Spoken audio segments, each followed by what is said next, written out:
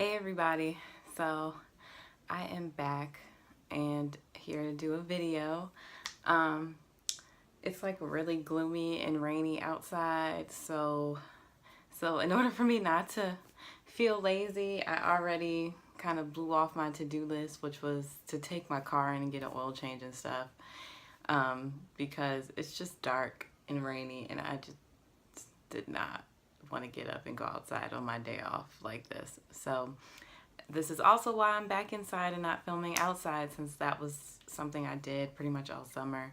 But yeah, so this video is going to be about my book buying ban and how it went, and some tips and things I thought I learned on my journey, which I have to say I was successful. So in May, I decided to stop buying books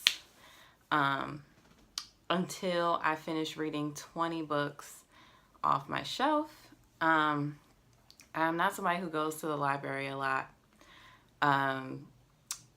So borrowing books isn't really an issue for me. I don't really borrow books that much. But I will say I'm probably going to start borrowing books, and here's why. So what helped me in this book buying ban, in the past I've said, oh, I'm not going to buy books for the whole month of August or the whole month of March or something like that. And I always cave, especially working in a bookstore. It is so difficult not to buy new things, not to be interested in new books and want to take them home. But everybody here on BookTube doesn't work in a bookstore and still has some difficulty in buying books. But what I found helped me a lot was knowing that there was a definite end to my buying ban, and there was a way to see progress. Of course, I guess you could count the days in a month off, but it was nice being able to finish a book, and I put it on a list.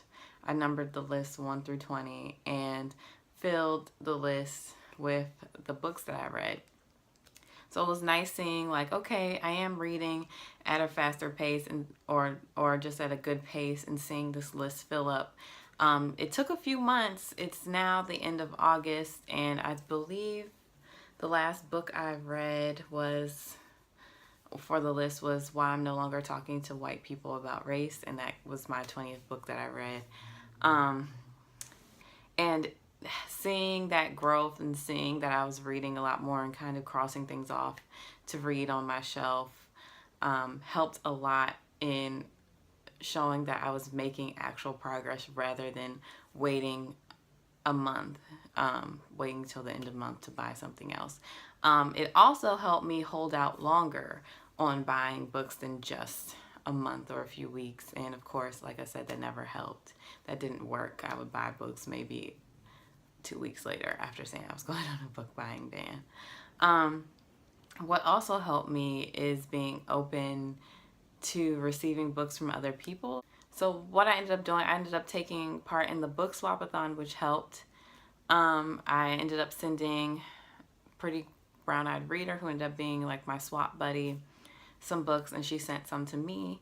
And my aunt is a very voracious reader, and there were a couple books she bought that I said I was interested in as well, and she just bought me copies, which at first I was a little afraid of. I was like, oh, well, the whole point is to get stuff off my shelf, and that is where I failed, because I did end up collecting more things from other people. But I do think if you try and do your own book buying ban, borrowing books from the library, you shouldn't limit yourself to that unless you're trying to take out less from the library or something.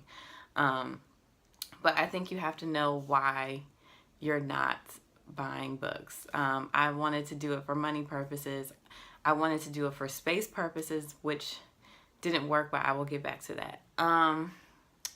And what I also gained from not buying books is realizing how quickly my interest of certain books disappeared.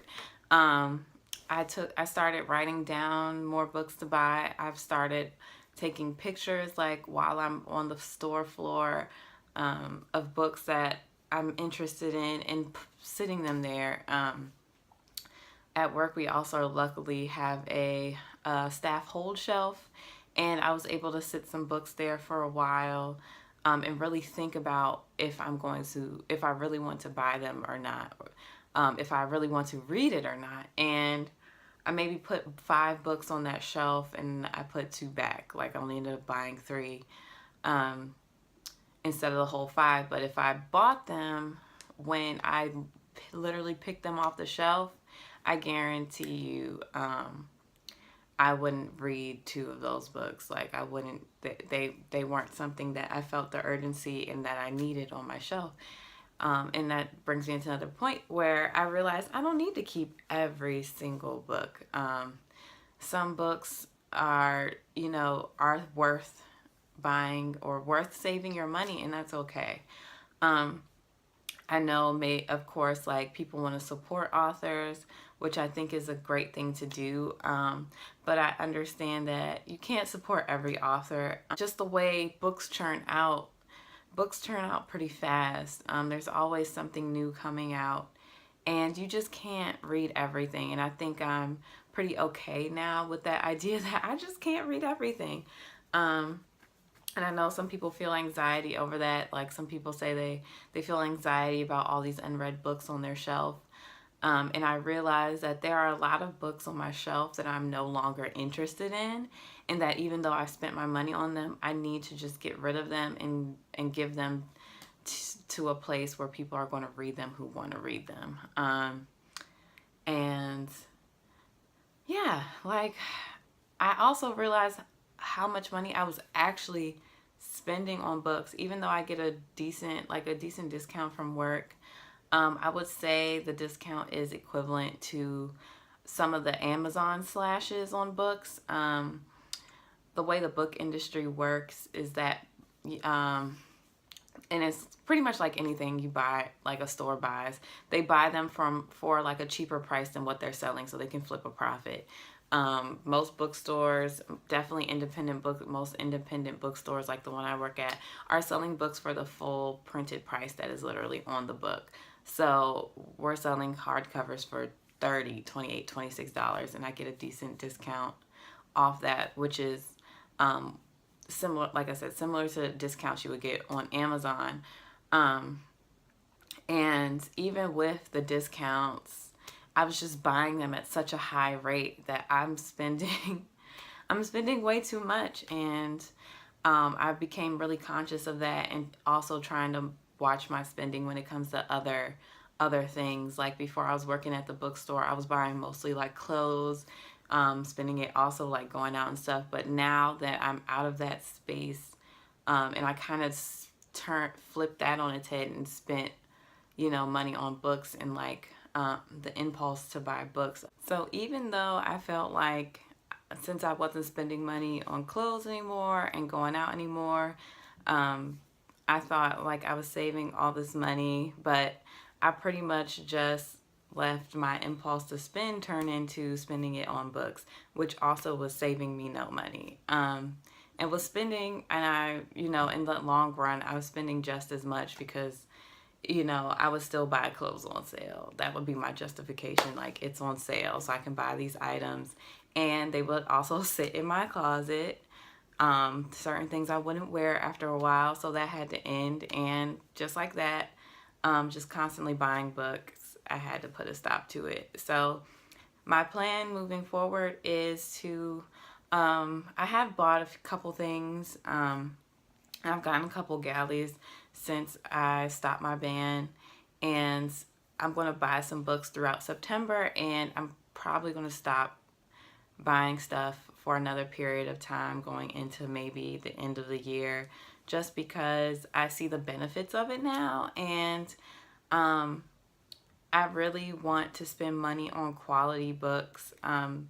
If I'm going to read something, like I took a book home from work yesterday, and I'm already reading it, and I'm glad I didn't buy it. Like, we can borrow books from work, so I'm glad I didn't buy it. It's not a bad book, but it's not something I'm going to reread or that I see in value in keeping in my collection. I just kind of want to enjoy it for the time being and be done with it. I don't need it sitting around in the house. So yeah, let me know if any of you all have been successful at book buying bans. If you're also thinking differently about how you're collecting books or keeping books, why or why not. Is it more important to you to watch your spending or support authors that you're reading financially by supporting their work with cash?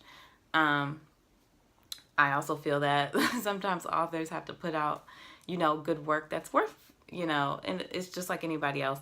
They have to, put in the work that makes me want to spend my money on it. So, yeah, I'll be interested in hearing what you all have to say. Thanks for watching this video, and I'll talk to you later. Bye.